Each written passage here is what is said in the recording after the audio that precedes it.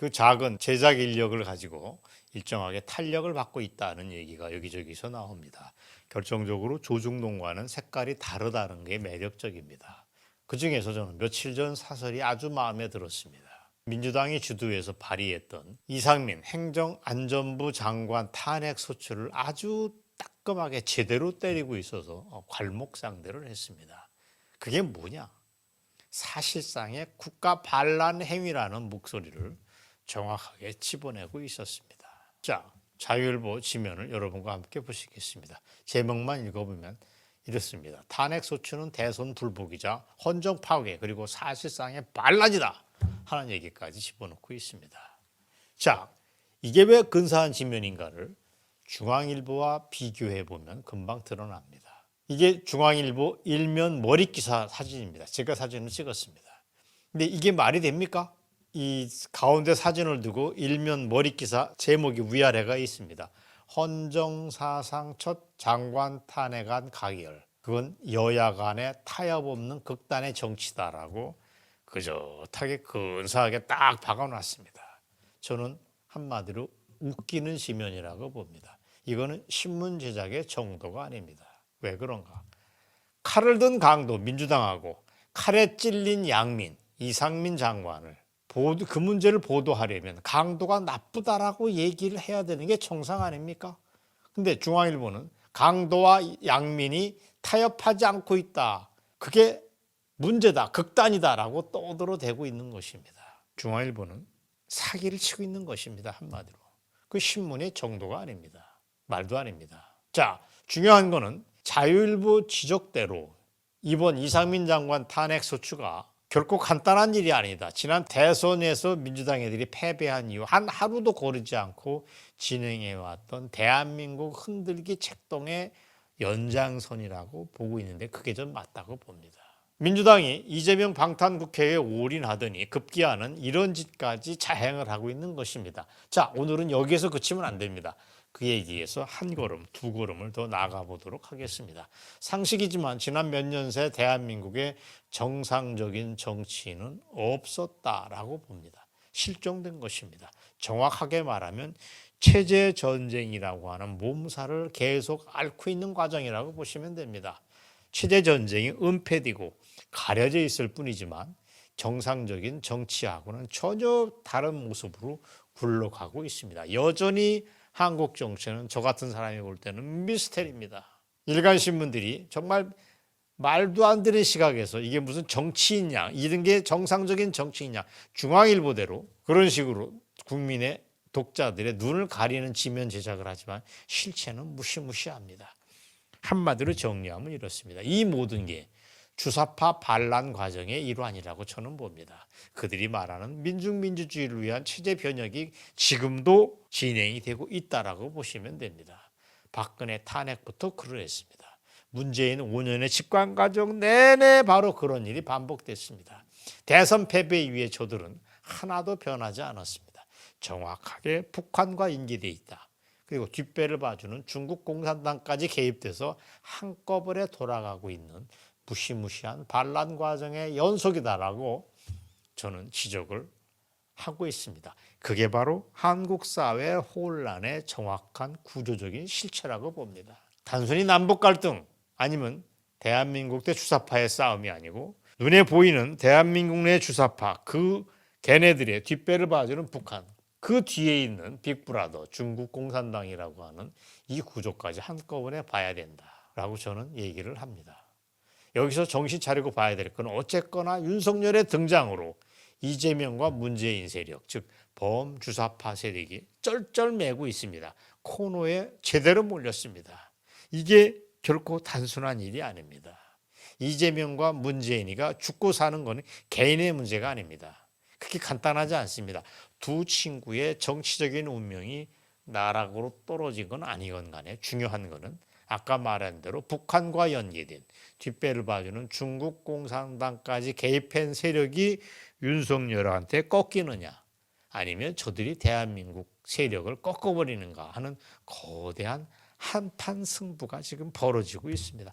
너무 한 면만 쳐다보고 신문에 떠드는 얘기는 정말 식상하게 짝이 없다는 얘기를 하지 않을 수 없습니다.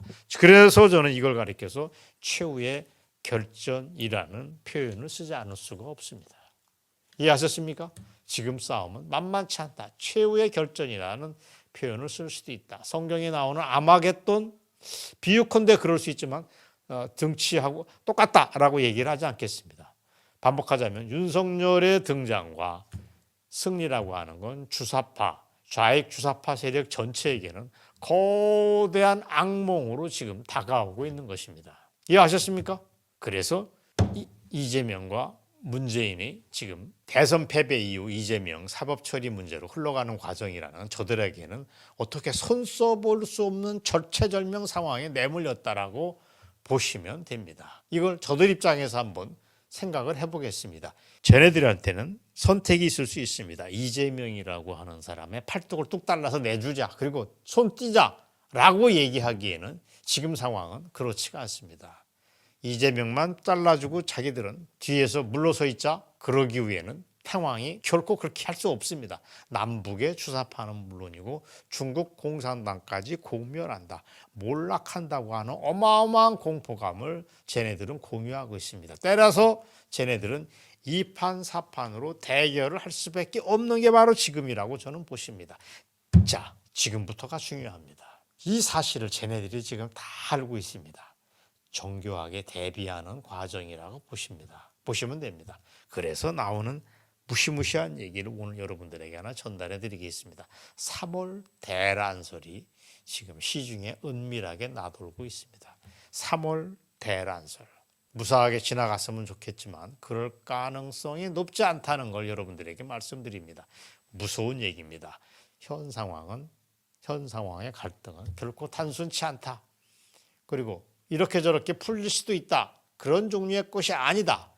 어쩌면 좌익과 우익 사이에, 대한민국 세력과 반대한민국 사이에 누군가는 피를 흘려야 되는 상황으로 치달을 수 있다고 하는 섬뜩한 전망이 나오고 있습니다. 그게 3월 달을 분기점으로 어떤 식으로든 사태가 전개될 수 있다는 얘기입니다. 당장 아까 지난 방송에서 말씀드렸지만 이상민 장관 탄핵이 지금 현안으로 남아있고 민주당 전애들이 김건희 특검을 들고 나오겠고 동시에 천공수승에 대한 국정조사를 동시에 추진하고 있습니다. 쟤네들이 그림은 다 여기를 모아지는 것입니다. 윤석열 끌어내리는데 모든 게 총집결하고 있는 것입니다. 그럼 그 다음은 어떻게 될까? 민노총 전교조를 포함한 좌빨 시민사회가 지금 또 한번 이 판에 뛰어들 거라고 저는 봅니다. 3월이면 거리로 와장창 흩어져 나올 게 불가피합니다. 현 상황은 굉장히 아슬아슬하고 무섭다.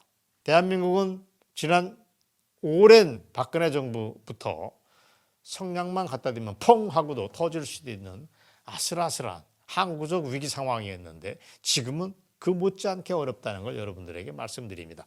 법원의 사법부, 국회라고 하는 입법부, 사법부와 입법부라는 국정 운영의 두 날개 자체가 지금 좌익 세력에 의해서 좌지우지 된다는 걸 온 국민은 다 알고 있는 상황입니다. 그렇다면 여기에 국회가 움직이고 좌파 시민사회가 뛰어들 경우 판은 어마어마하게 거대해질 거라는 게 분명합니다. 저들의 1차 목표는 윤석열 퇴진이지만 최후의 관역은 그걸 넘어선다고 저는 봅니다. 그게 뭐냐? 민주주의를 위한 체제 변혁의 과정이라고 쟤네들은 볼 것입니다. 그래서 자유일보 지적대로 국가 반란 행위의 첫걸음이 바로 이상민 탄핵, 그것이었습니다. 자, 그럼 우리 입장에서 이 상황을 우리가 정말 우습게 볼 수 있을까? 그럴 수 없습니다. 자유파가 이걸 방치해둘 경우, 내버려둘 경우 국정마비는 불가피하다고 진단을 할 수밖에 없습니다. 상당히 어려운 상황이 펼쳐질 것입니다. 여러분, 여기서 기억나는 게 하나 있으실 것입니다. 문재인이가 재임 시절입니다. 그러니까 4년 전에 2019년도에 캄보디아를 방문한 일이 있었습니다. 거기에서 총리 훈센을 만나가지고 내전의 지혜를 전수해달라고 떠들어댄 바 있습니다.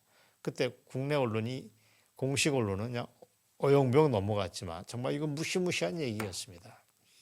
문재인이가 꿈꾸고 있는 대한민국 파괴의 어떤 국면을 내전이라고 표현했을 가능성이 있습니다. 물론 문재인 5년 동안에 그런 일이 벌어지지 않은 건 천만다행이지만 주사파들이 꿈꿔온 그때가 타이밍이 어쩌면 지금으로 2월 된 것은 아닐까. 그게 3월일 수도 있다. 좌빨들이 꿈꿔온 그때가 임박했다. 라고 저는 봅니다. 광화문 애국 세력은 3월 1일 3.1절을 전후해서 특별한 집회와 대응을 준비하고 있지만 3월 대란설이라고 하는 이 무시무시한 그림 속에서 우리가 무엇을 어떻게 해야 될 것인가를 진지하게 검토를 해보자는 말씀을 오늘 방송에서 드렸습니다. 다양한 연애가 있을 수 있는 논란의 소지가 있는 방송을 했습니다. 괜찮습니다. 여러분의 의견을 다양한 방식으로 들려주시길 바랍니다. 오늘 방송 여기까지입니다. 감사합니다.